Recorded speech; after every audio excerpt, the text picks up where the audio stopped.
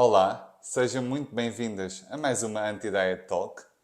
E hoje temos aqui um docinho especial, não é? Mega especialíssimo, mas está um pouco, como é que eu ia dizer? Acho que já percebi porque é que ele estava em promoção. Está um bocadinho amarrotado. Sabem quando estão a ver televisão e aparece um anúncio? Agora vai ser tipo isso, mas não é um anúncio.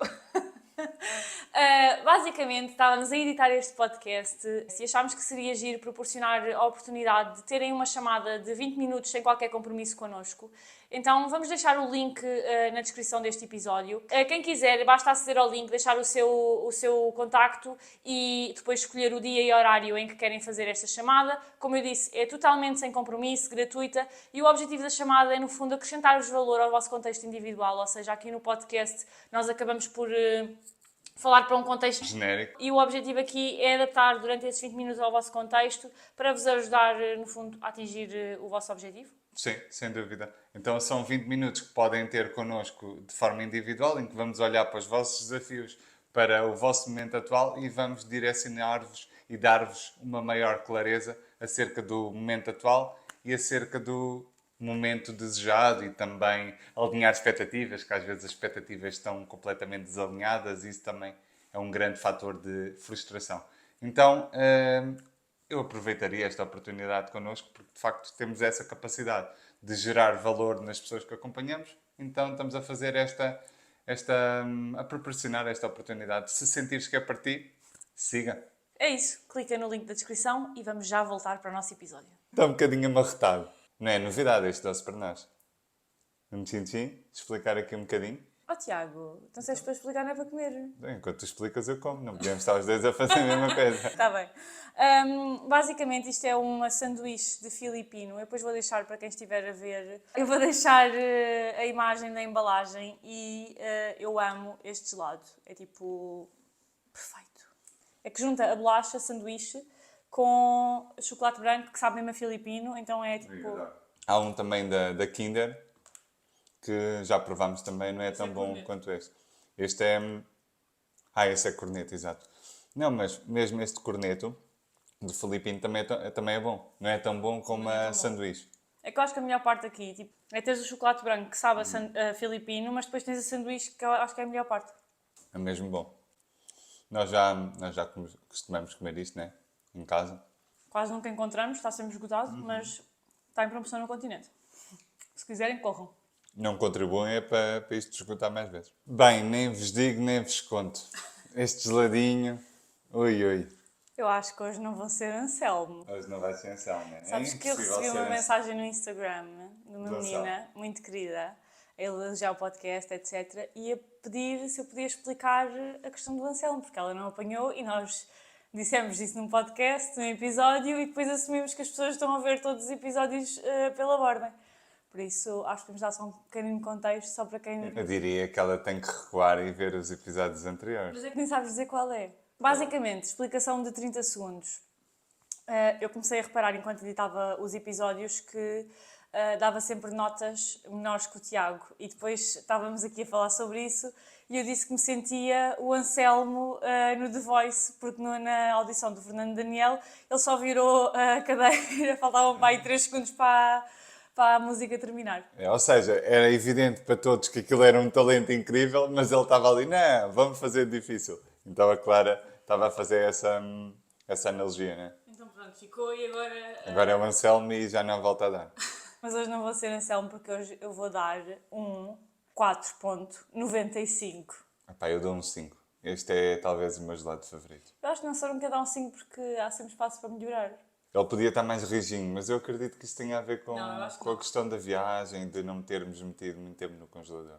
Mas hoje lá estava rijo, o que estava torto era tipo a bolacha e a parte do chocolate. Parecia que ele já tinha descongelado e congelado novamente. Outra vez, né? Era assim um bocado... Por isso é que ele está em promoção, de certeza. É que este gelado é caríssimo. Pois é, eu estava quê? Pá, aí é 30, 40%, né? Desculpa. É para aí 7€ e estava para aí a 3. Uhum. Por isso corram para o continente porque mesmo ele todo torto vale a pena. Ou então não corram, que nós também queremos ir lá de vez em quando comprar. Não é assim tão bom, não precisam de comprar. É só mediano, não é assim tão bom. Não, mas a sério, eu acho que é o meu gelado preferido e não tem nada a ver com o corneto, na minha opinião. É muito melhor o sanduíche. Bem melhor, bem melhor. E tão bom quanto este gelado é o tema que temos hoje, não é? Estou entusiasmada por falar sobre este tema, porque é um tema que eu gosto mesmo muito de falar em consulta e eu acho que ainda não trouxemos aqui para o podcast. Este tema. Ou já fomos trazendo a Fomos falar, trazendo mas não nuances acerca deste mesmo. tema. Sim. E basicamente hoje vamos falar sobre gostar do corpo, se é preciso gostarmos do nosso corpo, como é que fazemos quando não gostamos do nosso corpo, como é que é esse caminho. Será que é preciso gostarmos todos do nosso corpo? Se calhar era um bom ponto de partida. E eu acho que nós podemos agarrar, para começar a falar sobre este tópico, se nós passearmos pelas redes sociais, Instagram, TikTok, etc., nós acabamos por ver, pelo menos eu sigo esse tipo de pessoas, por isso o meu Instagram tem esse tipo de pessoas a fazer esse tipo de conteúdo, sobre body positivity, ou seja, positividade corporal, em que as pessoas falam em como gostam do seu corpo. Eu acho que quando olhamos para este tipo de pessoas que criam este tipo de conteúdo, que eu acho que é ótimo, e acho que traz, e eu vejo em consulta muitas pessoas que seguem pessoas que criam esse tipo de conteúdo e eu acho que traz mesmo benefícios porque as pessoas veem, ok, há mais corpos sem ser aquele corpo padrão. As pessoas ao seguirem pessoas que não têm um corpo padrão e que mostram gostar do seu corpo, parece-lhes que é possível também um dia virem a gostar do delas. Só que isto traz um bocado o outro lado da moeda, que às vezes pessoas que não estão numa fase boa em relação ao seu corpo, no sentido de não sentem o mínimo amor pelo corpo, ou seja, não conseguem mesmo que sequer olhar-se ao espelho. Do outro lado, ver uma pessoa que não tem um corpo padrão e que mostra ter confiança, mostra gostar do corpo, às vezes parece um bocado irreal e um bocado inatingível. Tipo, ok, boa para essa pessoa, ótimo, mas eu nunca vou chegar àquele nível. Porque repare, isto acaba por ser distribuído por várias etapas. Então, muitas das vezes, dois pontos em relação a isto. Muitas das vezes estamos a ver pessoas, imagina, nas redes sociais que se calhar estão noutra etapa, numa etapa em que já construíram ali algum amor em relação ao corpo. Segundo ponto em relação a isto também é que se calhar esse amor que construíram acerca da sua positividade corporal não é 24/7. E se calhar também é preciso desconstruir isso.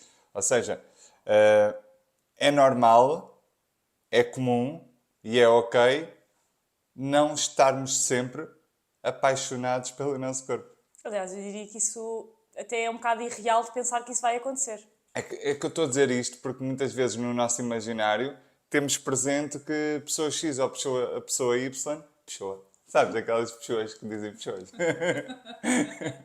pessoa, ahm, pessoa X ou pessoa Y, estão sempre felizes com o seu corpo, aceitam-se todos os dias, independentemente do estado anímico, independentemente do que acontece, não é? na vida.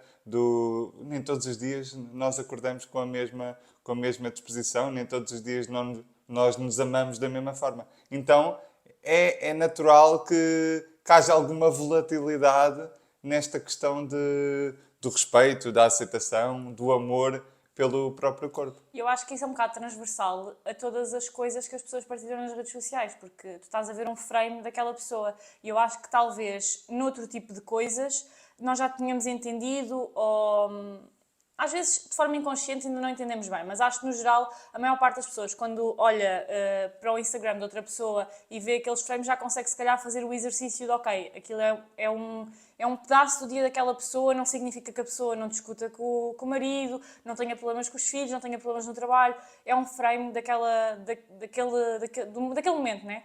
E por outro lado, eu sinto que em relação ao corpo, quando nós vemos pessoas que transmitem confiança no seu próprio corpo, não pensamos isto.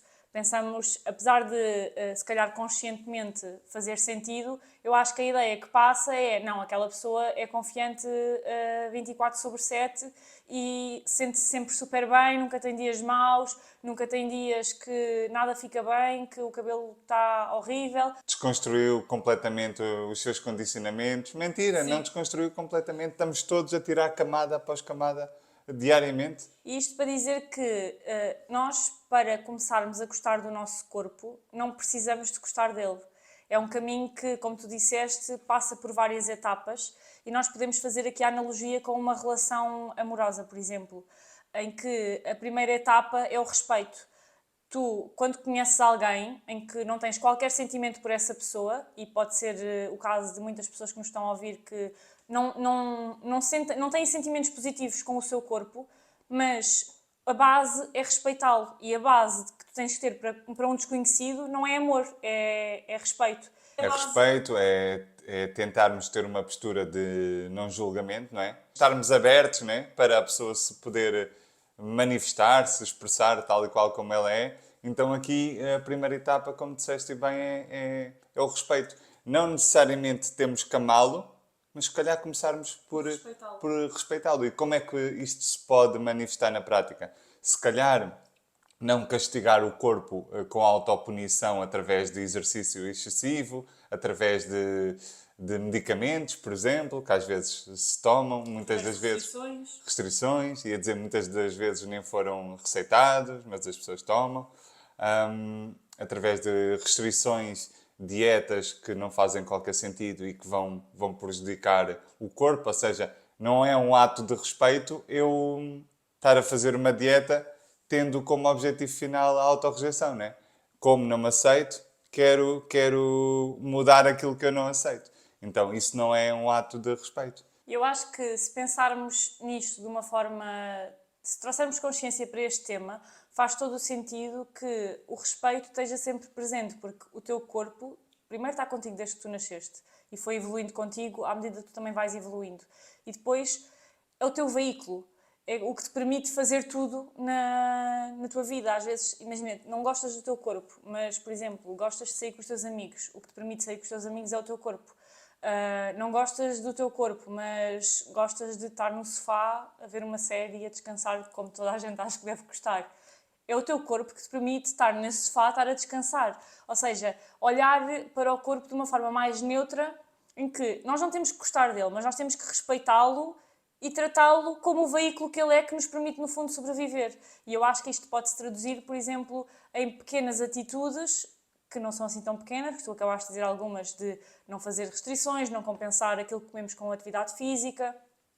E, por outro lado, de um ponto de vista mais positivo, se calhar, por exemplo, o simples ato de meter creme no corpo quando sentimos a pele seca é respeitar o nosso corpo, é ter, ok, o corpo está a precisar de creme porque tens a pele seca, então eu vou respeitar essa necessidade e vou ter aquele comportamento. Sim, qualquer tipo de autocuidado começa aqui na base, que é o primeiro pilar do respeito, não é?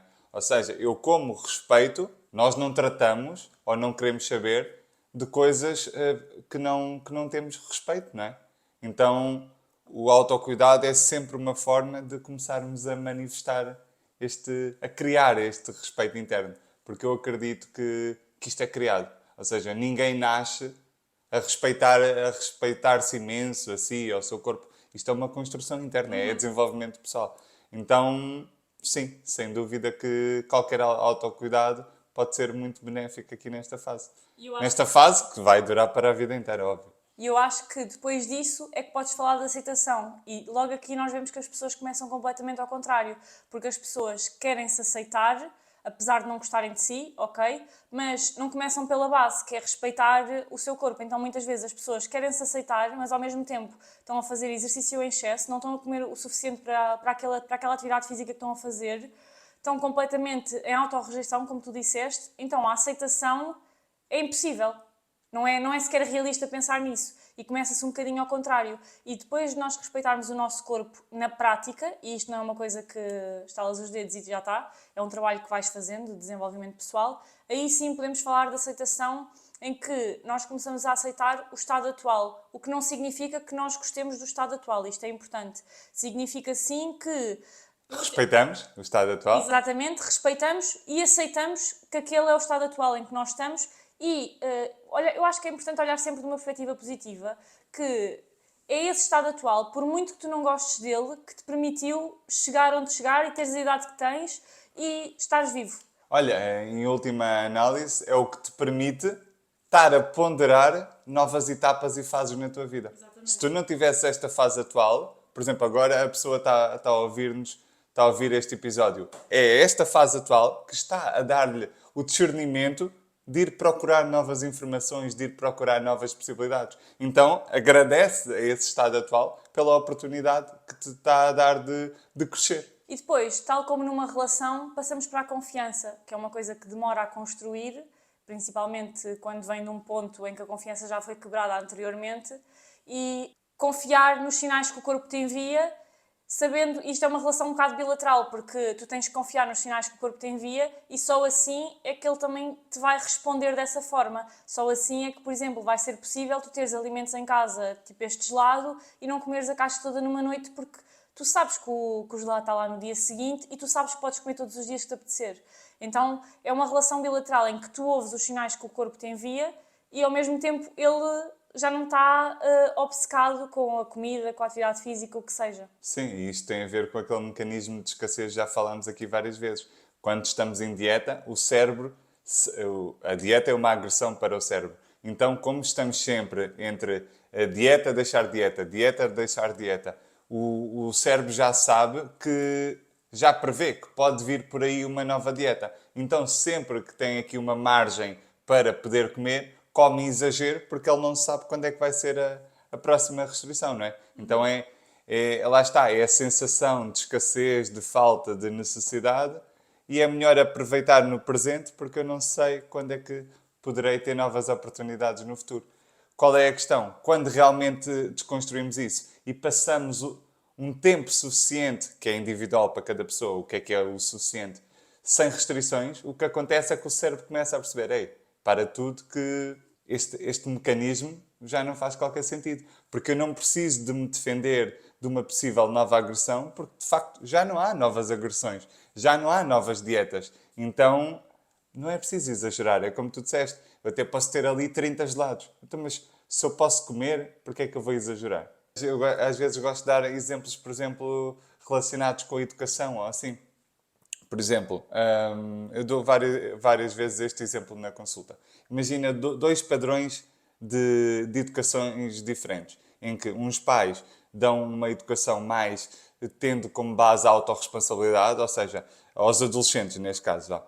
Podes fazer o que tu quiseres, eu explico-te o que é o bem e o errado, e tu tomas as tuas decisões, sabes se tomares uma decisão por aqui vais ter X consequência, se fores por aqui tens Y consequência, e pronto autorresponsabilidade, mas promovendo a consciência. Aqui, uma educação autoritária, não podes fazer isso, se te apanhas a sair com os teus amigos ou com as tuas amigas, estás lixado, ficas castigo, blá, blá, blá, blá, blá, blá.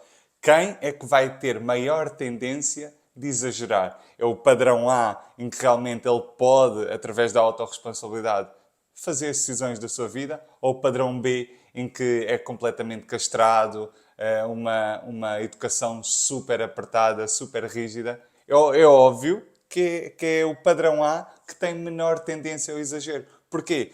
Porque ele nunca teve essa restrição do exagero. Como não teve a restrição, ele não precisa de compensar com abusos. Então, o abuso, o exagero alimentar, exagero é mais bonito do que abuso, neste caso.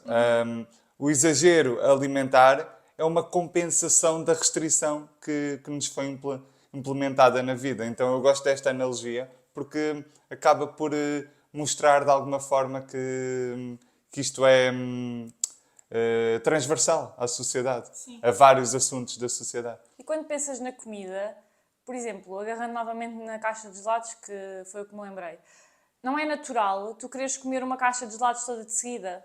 Ou seja, quando tu pensas numa pessoa que tem uma relação tranquila com a alimentação, não é esse o padrão de comportamento que as pessoas têm. Há pessoas que muitas vezes até podem comer, imagina, 2 gelados naquele dia porque lhes estava a saber bem e isso é totalmente normal. Mas não têm o padrão de comprar uma caixa de gelados e comer todos de uma vez porque simplesmente isso não lhes apetece. E eu sei que para pessoas que passam por isto e têm episódios de exagero alimentar é difícil vislumbrar uma realidade em que isso não acontece, mas quando nós passamos para este ponto da confiança, e aqui já estou a pensar mais não tanto em relação ao corpo, mas em relação à alimentação, quando tu passas para este ponto, o teu corpo sabe exatamente o que pedir e o teu corpo não quer uma caixa de gelados todos os dias. Ou seja, isso deixa de acontecer porque tu deixas também de o agredir. Então é uma relação simbiótica, não é? E acrescentar também que aqui nesta parte da confiança, eu acho que a palavra-chave é consistência. Porque nós tem que partir de um ponto de consistência de autocompaixão, consistência de autocuidado, ou seja, não podem ser atitudes vai e vem. Tem que ser, para ser desenvolvida confiança numa relação, eu de repente não te posso tratar mal hoje e amanhã trato-te bem e estamos sempre assim. Tem que haver uma consistência. Estás a rir porque trato-te mal. Estava a pensar, apesar de o fazer. Estou a brincar.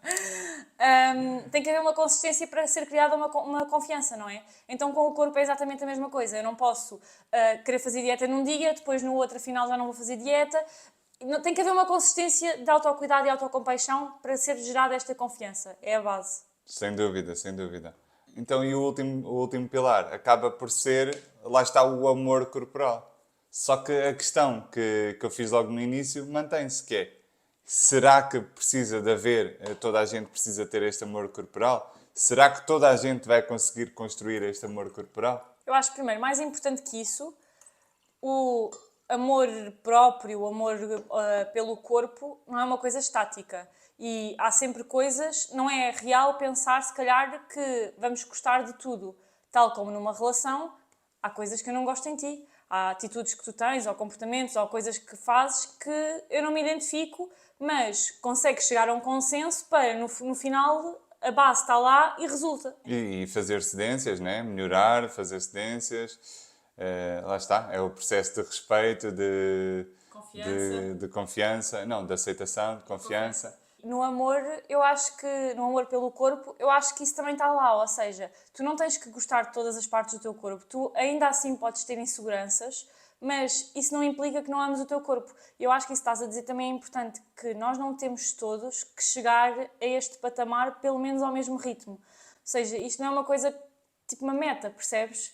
É uma coisa que se vai construindo ao longo do tempo, não é... quando eu digo não é uma meta, é que eu acredito que não é estático, não é estável. Ou seja, tu podes ter uma fase... Ias dizer que estabilidade não existe, já sei. Até ia dizer, mas será que alguma coisa é estável? Não é? Sim. O que é estável? Por exemplo, sou feliz. Se eu deixar de construir as minhas rotinas que contribuem para a minha felicidade, adeus felicidade. Acabou. Mas não sentes que às vezes parece que se fala nestas questões do corpo, da alimentação, etc., como se fosse uma meta? E como se tu chegasses à meta e tivesse tudo resolvido. E eu não concordo nada com isso. E tu podes estar numa fase em que consegues gostar do teu corpo e depois tens outra fase a seguir que já não estás tão bem nesse parâmetro. Ou seja, não existe uma estabilidade em todas as áreas da vida. As coisas são dinâmicas, não é? Exatamente. É por isso que o trabalho interior e o desenvolvimento pessoal é para a vida toda. Porque não há uma meta. E eu tento às vezes passar muito isso, tanto aqui como nos conteúdos noutras plataformas, que é a meta é sermos melhores dia após dia. Pelo menos na minha maneira de pensar e ver o mundo, a meta é tornar-nos melhor a cada dia. A meta é eu gostar um bocadinho mais de mim hoje do que gostei ontem. A meta é eu tratar os outros de uma forma um bocadinho melhor do que tratei ontem e por aí fora, não é? A meta é essa. Não há um chegar a uma meta e levantar um troféu. Isso não existe. Há sempre um próximo nível, há sempre uma próxima lapidação do nosso ser, não é? Tanto em todas as áreas da vida como também nesta que estamos a falar aqui, a relação com o corpo, a maneira como olhamos para o corpo e se calhar também fazer aqui uma distinção entre a estética e a positividade corporal, que não são bem a mesma coisa. Muitas das vezes, quando falamos de relação com o corpo, o que é que estamos a dizer? Eu olho para o espelho e não gosto da estética que vejo. Mas isso é legítimo, mas a relação com o corpo É muito mais do que é mais complexa do que isso, não é? E eu acredito que nesta relação complexa que temos com o nosso corpo, talvez gostar do corpo e do que vemos esteticamente não seja o ponto mais importante. Eu acho que o respeito e posteriormente a aceitação acabam por ser pilares muito mais importantes e que te trazem muito mais resultados positivos na tua vida do que propriamente tu gostares do corpo, até porque nós estamos em constante mudança. E o corpo que nós temos hoje não vai ser o corpo que nós vamos ter daqui a 20, 30, 40 anos. E é irreal pensarmos que vamos sempre gostar daquilo que vamos ver. Vai haver fases que provavelmente há coisas que tu não vais gostar em ti e está tudo certo com isso. Mas o respeito e a aceitação têm que estar lá porque é a base. É a base de uma boa relação com o corpo. Até é perigoso, na minha perspectiva, nos meus filtros, é perigoso a nossa autoestima ou a nossa relação com o corpo estar completamente assente no pilar da estética. Porque repara, ninguém sobrevive à degradação do tempo. Ou seja, tu até podes achar que tens o melhor corpo do mundo, que estás super satisfeita, mas isso é efêmero. Tal como a nossa existência, um dia vamos morrer, um dia vamos ficar com pele mais flácida, um dia o nosso corpo vai se transformar. Então, se nós sabemos isso, acho que é um bocadinho pouco inteligente depositarmos todas as fichas aí na estética e no eu gostar de mim devido a determinada estética. Porque isso um dia vai morrer. E o que é que fica? O que fica é o que eu construí internamente. O que fica é o trabalho que eu fiz em mim de desenvolvimento pessoal. O que fica são as crenças que eu tenho acerca da relação comigo próprio, acerca da comida, acerca do mundo, acerca dos outros. Então, o que fica é estas construções. Isso não se apaga, não é? Então, acho que é interessante refletirmos acerca disso. Não estou a desvalorizar a estética. Pá, se querem melhorar determinada estética, é totalmente legítimo, como qualquer melhoria na vida, mas depositar todas as fichas aí é contraproducente, na minha opinião. Porque isso é efêmero, um dia vai acabar e depois é como se estivéssemos sem chão, não é? Ah, ok, tudo o que eu tinha era isto. O que é que eu tenho agora? E depois tu vês, e mais uma vez é sem julgamento, mas tu vês, por exemplo, isto a acontecer muito no meio da televisão, das apresentadoras, das atrizes, quando chegam ali a uma determinada idade, têm transformações, não é? Nos corpos e vê-se que algumas recorrem a tantas cirurgias estéticas que até ficam irreconhecíveis, não é? Ficam ali estranhas. Então, eu acredito que seja muito por causa disto, que é baseaste muito quem tu és, a tua autoestima, a tua relação contigo própria numa única seta, né? Ali na questão da estética, e depois quando isso um dia te falha, porque vai falhar com toda a gente, independentemente da tua genética, isso vai acontecer, as tuas células oxidam, isso é um dado adquirido, então acho interessante ampliarmos as razões pelas quais gostamos de nós e aprendermos a avaliar outros parâmetros que não só a estética, apesar da estética ser legítima também. E se nós estávamos a agarrar no exemplo de uma relação, é exatamente a mesma coisa. Tu não escolhes um companheiro para a vida pela estética dele. Claro que isso pode ser um ponto que tens em consideração e claro que na tua relação com o corpo a estética tem a sua importância, mas tu não ficas com alguém para o resto da vida por causa da aparência dessa pessoa. Então é exatamente a mesma coisa. Os pilares principais não são esses. É interessante, repara que eu nem tinha pensado nisto que estás a dizer agora, mas esta analogia com o relacionamento amoroso faz match em todos os pontos. Se reparares, até aqui é exatamente como num relacionamento amoroso. A estética pode ser importante, se calhar mais para algumas pessoas do que para outras, mas é.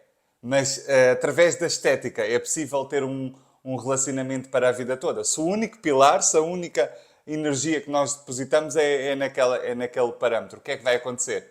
Essa pessoa vai sofrer a degradação do tempo, tal como qualquer ser mortal aqui na Terra, e acabou-se o amor. Porque o amor era só focado ali na questão estética. Sim. Então, questão estética, tudo certo, mas temos que ampliar os nossos parâmetros, não é? Sem dúvida. Tanto nas relações como mais importante ainda, porque é o tema, na relação com o corpo. Sim, acho que relembrar que não é um processo linear, que era um bocado aquilo que eu estava a dizer há bocado.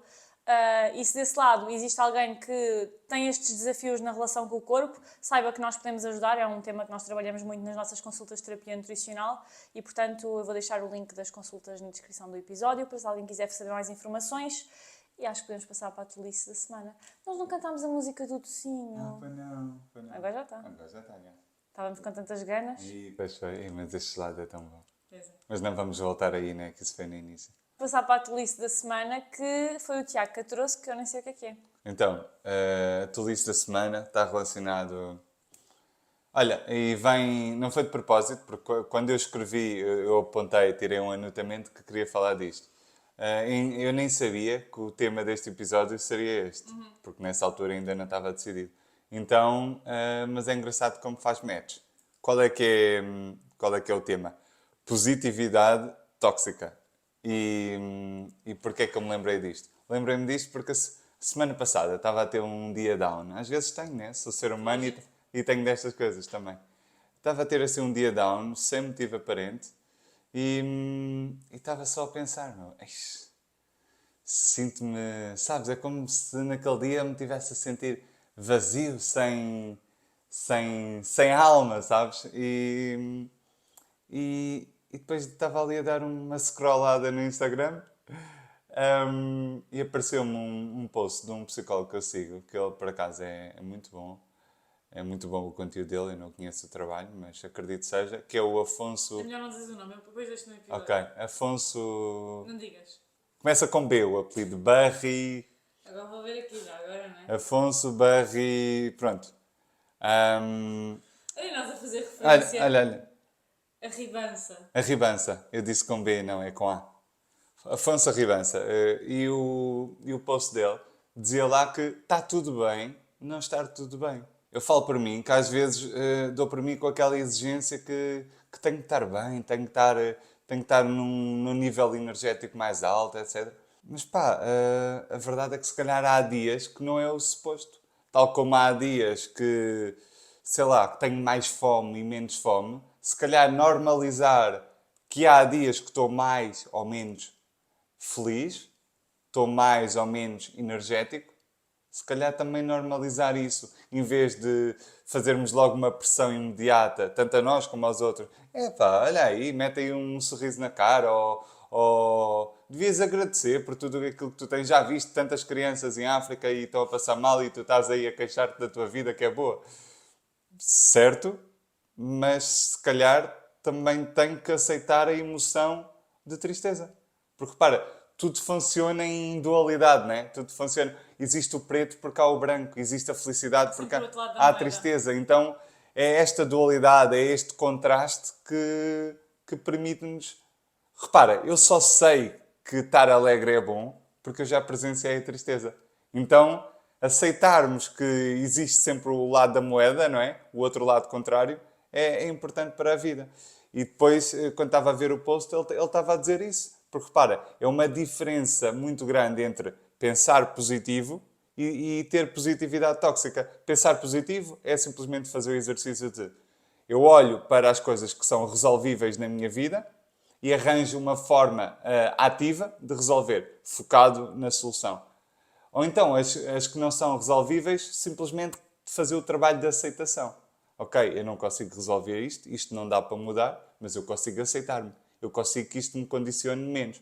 A positividade tóxica é eu fazer uma pressão em mim para estar sempre tudo bem. Estou ali a reprimir o meu sentimento. Porquê? Porque tenho a crença de que tenho que estar sempre no mesmo estado emocional e não tenho. Tal como não tenho que estar sempre com muita fome, há dias que eu posso estar com menos fome, também há dias que eu posso estar menos feliz. Então normalizar isto acho que é importante. Isso fez-me todo o sentido. Aquele post caiu mesmo ali num período de tempo em que eu não me estava a sentir muito bem. Sem razão nenhuma, sinceramente. Aliás, deve haver alguma razão, mas eu não estava consciente dela, nem estou. Porque depois passou também.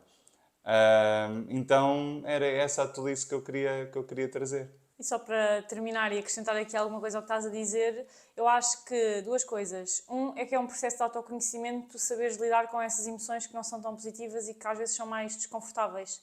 Porque isso que estavas a dizer, de às vezes querer forçar, estares num mood que não estás, ainda faz pior e existe coisas que tu podes fazer para te quase que consolares, entre aspas, a ti próprio. Ou seja, para ficares, para no fundo abraçares aquela emoção que estás a sentir que é mais desafiante.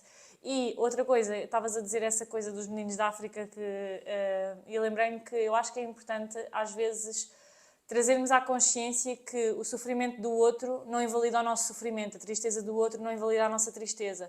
E vão sempre existir pessoas que estão piores que nós. Mas a vida não é uma competição e não é por aquela pessoa ter 10 mil motivos para estar triste que eu não posso estar triste só com um motivo. Não é uma competição, não existe essa comparação, não faz sentido. Eu acho que é importante lembrar-nos quando estamos assim, e se calhar quando ouvimos esse tipo de coisas, ou quando nós próprios pensamos nesse tipo de coisas, que o nosso sofrimento é válido independentemente de quem esteja à nossa volta e em que situações estejam essas pessoas. Sim, sem dúvida. Ele até deu um exemplo que eu gostei muito, que era, imaginem um recipiente em que o líquido, não sei se foi por estas palavras, mas eu vou dizer o que entendi, pronto. Imaginem um recipiente em que o líquido, ou seja, uma garrafinha destas, para quem está só a ouvir, é uma garrafinha de vidro, em que o líquido, não é? A água é a emoção que tu estás a sentir. Então, se tu estás a reprimir, se estás a reprimir essa emoção, é como se tu continuasses a encher a água, Até ela transbordar. só que está aqui uma tampa. Ou seja, ela vai ter que se saltar de alguma maneira. Então, se calhar, em vez de estarmos a reprimir a emoção e estarmos a rebentar com o recipiente, não é? Se calhar aceitarmos que faz parte de estar feliz, faz parte de estar triste e retirar insights de cada uma das fases. Perceber, ok, eu tenho estes padrões que me fazem estar triste. Quando isto acontece, eu tendo a estar mais feliz. Talvez possamos aqui, em vez de estarmos ali na luta, a tentar contrariar, não, eu não posso estar triste, eu tenho que subir o meu nível energético. Não. O que é que eu posso aprender? Que mensagens é que eu posso retirar deste dia menos feliz? O que é que eu posso aprender, talvez, para ter dias mais felizes daqui para a frente? Não quer dizer que este dia triste não se vai repetir, mas se calhar posso trabalhar para este dia vir em proporções menores. E acho que foi uma boa reflexão. Espero que tenham gostado desse lado. Subscrevam o nosso canal no YouTube, sigam o podcast na Apple Podcast, Spotify, etc. E vemo-nos na próxima quinta-feira às 19 horas.